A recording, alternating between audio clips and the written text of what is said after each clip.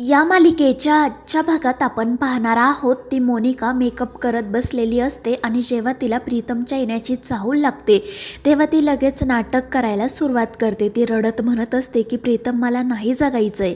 तर प्रीतम म्हणत असतो की मोनिका हा काय मूर्खपणा करतेस तू, जसं काही करू नको जे तुझ्या जीवावर बेतेल. आणि ते ऐकून मोनिका म्हणते की मग मी दुसरं काय करू प्रीतम.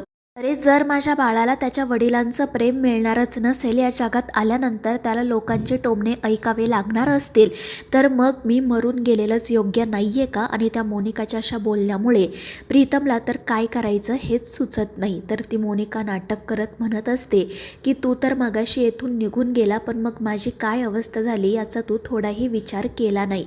आणि तुला काय वाटतं रे, मी हे सगळं मुद्दाम करते का. नाही ना, हे बाळ तुझं आहे आणि त्याला वाढवताना मला किती त्रास होतोय तुला माहिती आहे का.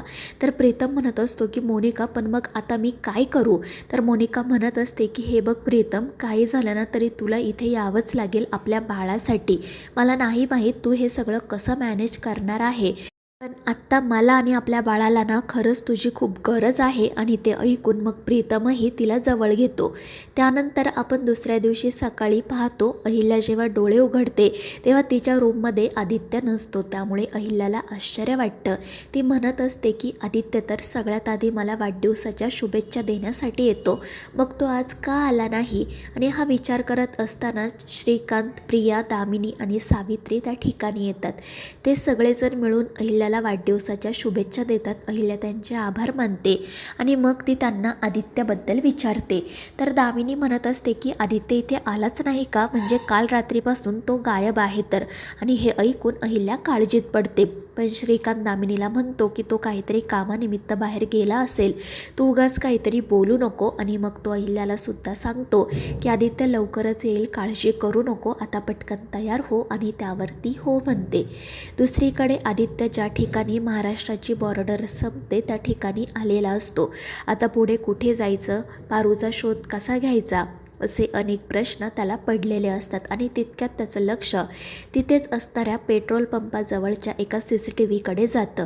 तो तेथील एका व्यक्तीला सांगतो की प्लीज मला या CCTVचं फुटेज मिळेल का. मात्र तो माणूस काही तयार होत नाही. पण आदित्य म्हणतो की खरंच खूप गरज आहे, एका व्यक्तीच्या जीवन मरणाचा प्रश्न आहे, तुम्ही प्लीज मला ते CCTV फुटेज शेअर करा. आणि मग तो माणूसही म्हणतो की ठीक आहे. आणि तो आदित्यकडून त्याचा मेल ID घेतो आणि त्याला ते फुटेज शेअर करतो. दुसरीकडे तो अजय पारुल आणि इतर मुलींना घेऊन गुजरातमधून चाललेला असतो. तर इतर मुलींप्रमाणेच पारूही तिचे हात सोडवण्याचा प्रयत्न करत असते आणि लगेच तिचा हात सुटतो सुद्धा. ती पटकन तिच्या तोंडावरची पट्टी काढते आणि त्या मुलींना सांगू लागते की काळजी करू नका, आपल्याला काही होणार नाही, आपण इथून सुखरूप बाहेर पडू. आणि मग ती लगेच खिशातून तिचा मोबाईलही बाहेर काढते आणि आदित्यला कॉलही करते. दुसरीकडे आदित्य तिचा शोध घेत असतो, रडत असतो, म्हणत असतो की पारू खरंच माझी चूक झाली, मी तुला एकटीला सोडायलाच नको होतं. आणि तितक्यात त्याला पारूचाच फोन येतो. पारू म्हणत असते की आदित्य सर वाचवा मला. तर आदित्य तिला विचारतो की पारू कुठे आहेस तू, मला शांतपणे सांग. आणि त्यावर पारू सांगू लागते की त्या अजयने मला आणि इतर काही मुलींना गुजरातमध्ये आणलं आहे आणि आता इथून तो आम्हाला समुद्रमार्गे दुबईला पाठवणार आहे, तुम्ही काही करून पटकन इथपर्यंत पोहोचा आणि आम्हाला वाचवा. आणि त्यावर आदित्य म्हणतो की तू घाबरू नको, मी लगेच त्या ठिकाणी येतो. पण त्याच वेळी इकडे त्या अजयला काहीतरी वेगळं जाणवतं, त्यामुळे तो गाडी थांबवतो आणि त्यानंतर तो पाठीमागे येत गाडीचं शटर उघडतो. आणि त्यावेळी त्याला पारूला पाहून तर धक्काच बसतो. तो तिला विचारत असतो की तुझे हात कोणी सोडले, तोंडावरची पट्टी कोणी काढली. पण पारू काही बोलत नाही. तर अजय तिच्यावर खूप चिडतो. त्यावेळी पारूचा फोन चालूच असतो. आदित्य हे सगळं काही ऐकत असतो. तर अजय त्या सगळ्या मुलींना धमकी देतो आणि म्हणतो की मी तुम्हाला इथून सिंगल पीसमध्ये नेतोय, पण तिकडे जाऊन ना तुमचे तुकडे करीन, हे लक्षात ठेवा. आणि ते ऐकून पारू उलट त्या अजयलाच धमकी देते आणि म्हणते की आता आदित्य सर लवकरच इथे येतील आणि तुला संपवतील, हे लक्षात ठेव. आणि ते ऐकून अजय हसतच म्हणतो हो का. आणि त्याच वेळी त्याला पारूचा फोनही दिसतो. त्यामुळे तर तो खूपच चिडतो आणि पारूकडून तिचा तो मोबाईल हिसकावून घेतो. त्याला समजतं की पारूने आदित्यला कॉल केला आहे. त्यामुळे मग तो हसतच आदित्यसोबत बोलू लागतो. तो आदित्यला सांगतो की तुला जे करायचं आहे ना ते कर, पण आता तू माझं काही बिघडवू शकणार नाही, ये तू, मी तुझीच वाट बघतोय. आणि तो हसतच फोन ठेवून देतो आणि मग गाडी पुढे जाण्यासाठी निघते. दुसरीकडे प्रिया तिच्या खोलीत बसलेली असते. तिला सतत प्रीतमसोबत घालवलेले क्षण आठवत असतात आणि ती नकळतपणे रडू लागते. दुसरीकडे प्रीतम त्या मोनिकाच्या जवळच बसलेला असतो, तर तिची नाटकं सुरूच असतात.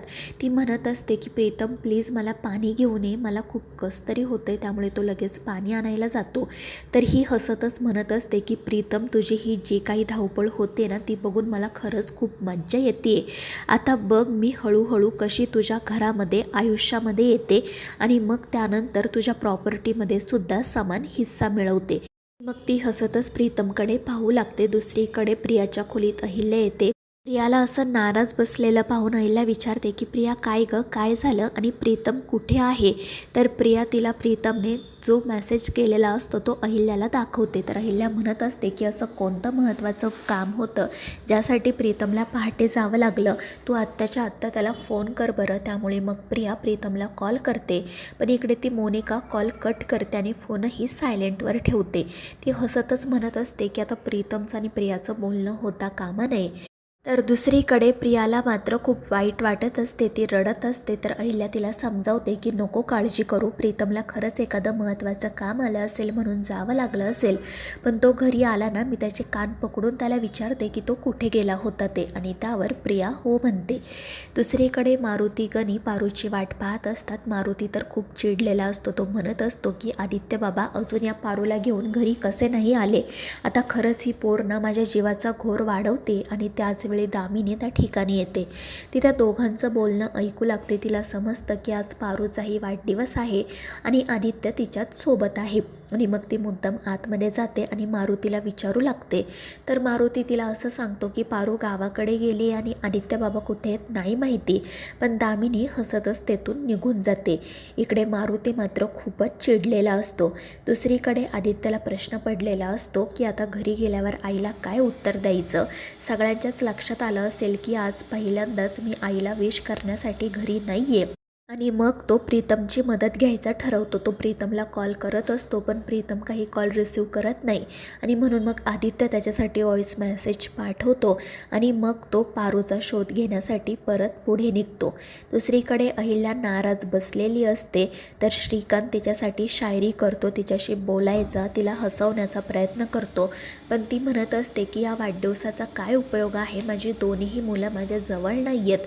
आणि त्याचवेळी दामिनी त्या ठिकाणी येत म्हणते की प्रीतम कुठे आहे ते तर मला माहीत नाही, पण आदित्यना त्या पारूसोबत आहे, कारण आज पारूचा सुद्धा वाढदिवस आहे. आणि मला असं वाटतं की ते दोघेजण कुठेतरी बाहेर पळून गेलेत.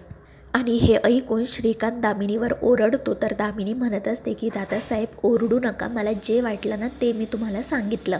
आणि मग ती असंही म्हणते की वहिनी तुम्हाला असं वाटत नाही का की आदित्यच्या आयुष्यातील तुमची किंमत आता कमी झाली. म्हणजे बघा ना, जो आदित्य तुम्हाला सगळ्यात आधी विश करायचा तो तर आता इथे नाहीच आहे, तर तो कुठे आहे त्या पारूसोबत. मला तर असं वाटते की आता त्या पारूने तुमची जागा घेतली आहे. आणि हे ऐकून अहिल्या खूप चिडते.